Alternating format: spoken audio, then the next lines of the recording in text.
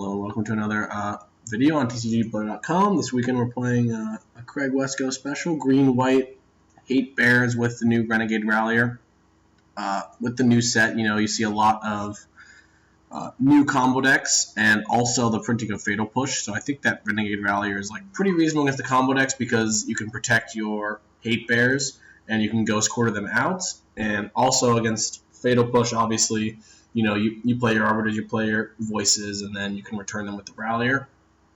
Just getting into the deck tech, we have 22 lands. This mana base is very similar to what Craig Wesco top-rated Grand Prix Pittsburgh with last year. It's in my article, so check that out. We have one Forest, one Plains, which is mostly just if you get Path to Exile. It's not that good to draw basic Forest in this deck, but I think you need it in case you get Path to Exile or Ghost Quartered. We have 4 Ghost Quarters, kind of like the way the deck works. You have Lean and Arbiter, so you can Stone Rain them, and then with Renegade Rally you can get it back. 1 Horizon Canopy. This is kind of weird because Craig played 4.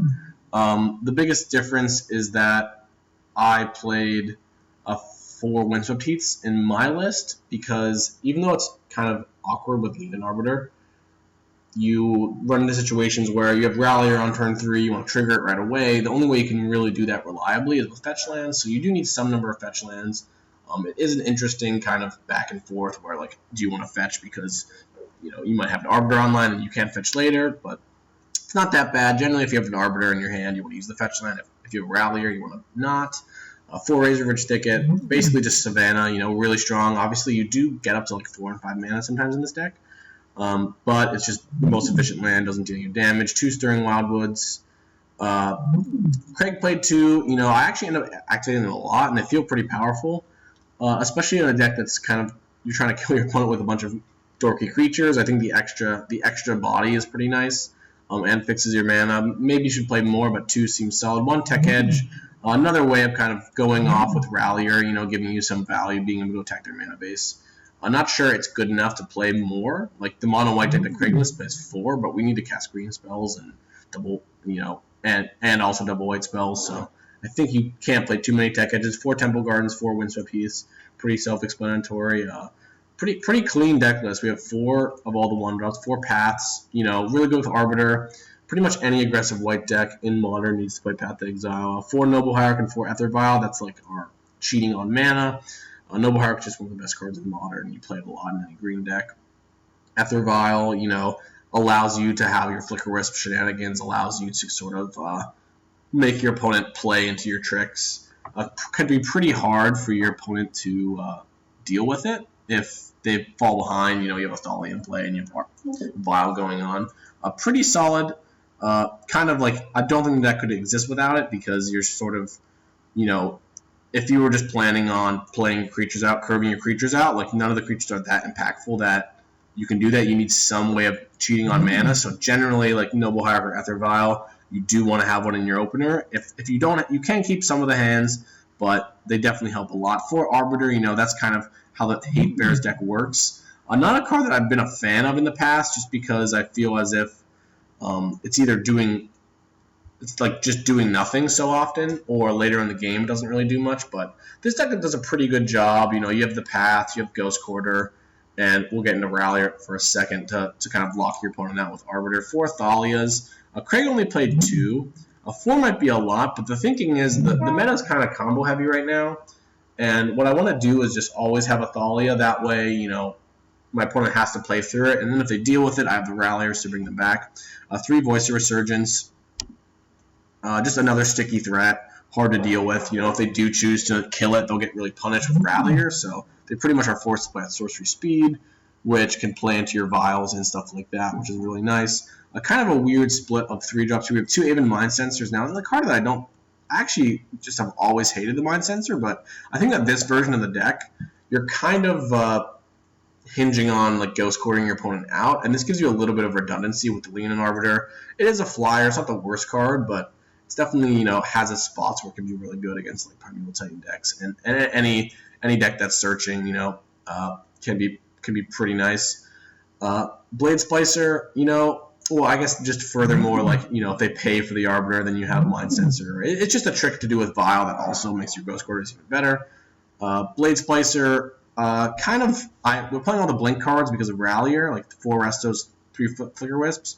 It is nice to be able to actually play fair Magic. Like, this deck doesn't always play. You're essentially playing a deck where you're just playing Grizzly Bears every turn, and Blade Splicer is actually a way that you can just like overpower your opponent. Nothing else is really that powerful. So Blade Splicer with Restoration Ranger and Flicker Wisp, like, you can actually just grind your opponent out, make free 3/3s on turns, and actually have a little bit more power level in your deck, which I think is pretty nice.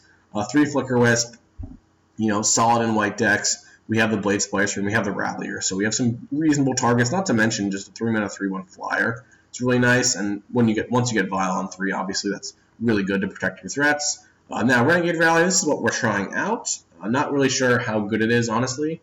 A lot of times when I do these videos, I've like played with the deck a lot. This is more of like a brew that I'm trying out, and I have not played it yet. For Ralliers, like, we're kind of playing a lot of impactful 2-drops that we want our opponent to have to interact with to win. Or if not, we have fetch lands, so these kind of ramp busts. We have Ghost Quarters, so with Mind Sensor, Arbiter, we can kind of like Ghost Quarter them, Rallier it back, Ghost Quarter them again, and then, after that, we can like Flicker Wisp or Restoration Angel the Rallier to get the Ghost Quarter back again, and just by then, you blow up all their lands and they die. Resto Angel, Craig plays Wiltleaf Liege. I have some in the sideboard, and they're kind of cool with Rallier because they're green-white, but I think if you're playing Rallier, you need to be playing Resto Angel. I think that Resto Angel is just, in general, a more powerful card, but there are a lot of like Culligan's commands, which makes Wiltleaf Liege kind of more enticing, which is why I have them in the sideboard. So it's possible you want to split here, but for now, we're just going to try 4 Angels. Just going over the sideboard real quick so we don't drag this on too long. 2 Forge Tenders, helps you against Anger the Gods, helps you against Mono Red, 3 Stony Silence. Any white deck, you're playing 2 or more Stony Silence because obviously Affinity being big, but also just splash damage against Tron, really good against Ad Nauseam, really good against Lantern. It's pretty much hard to leave home without Stony Silence if you're playing Plains in your deck. 1 Scavenging Ooze is actually probably is kind of a weird card. Like, I should play 2 or more or none, but there still is some Dredge on Moto. There still is like Grizzlebrand now. Having some graveyard hate in your 75 is pretty nice. Obviously, 1 is a very weird number. Like, ideally, you would want to like draw it reasonably often if you have it. So, kind of a weird card, but I also find that this comes in against a lot of fair decks that are trying to kill all your guys. If we play the Rallier Mirror, it could be okay, funny enough. It's good against like the new Death Shadow deck too, because their Tarmogoyfs get really big, so just having a threat that gets pretty, keep their Tarmogoyf down is nice. 2 Pride Mages, you need a way of killing Ensnaring Bridge, you need a way of killing Phyrexian Unlife. Similar to Stony Silence, like, I play them in my Bad Company deck. You want to be able to kill those problematic cards. I don't want Rhetoric as kind of an aggressive sideboard card, but there is a lot of Storm on Moto, and also it's good against Carry Zevs and Living End and stuff like that. I don't know how important this card is, but it's really good against the Storm deck. Like at the Grand Prix, I just beat Storm by accompanying into this twice. Obviously, this isn't a company deck, but it's still so good to play against them that I think it might be worth a sideboard slot. 3 Gideons. These are for your Grixis Controls, your Johns, your Blue White Red, any fair deck. Can also trigger Revolt by just embleming, which is kind of nice. But Gideon's great. I've done a lot of good things with Gideon in the past, so it's hard for me not to play him. 2 Wiltleaf Liege, like I said before, very good against Culligan's command decks, John Grixis. Also good if you just get into any creature matchup, like a Zoo deck or something, where, Restoration Angel is nice, but just having this big body that makes all your creatures huge is really nice. That's the deck tech. Check out the videos. We have a surprise guest for you guys coming in I think, round 2 or 3, so we'll see how that works out. And, yeah, that's it.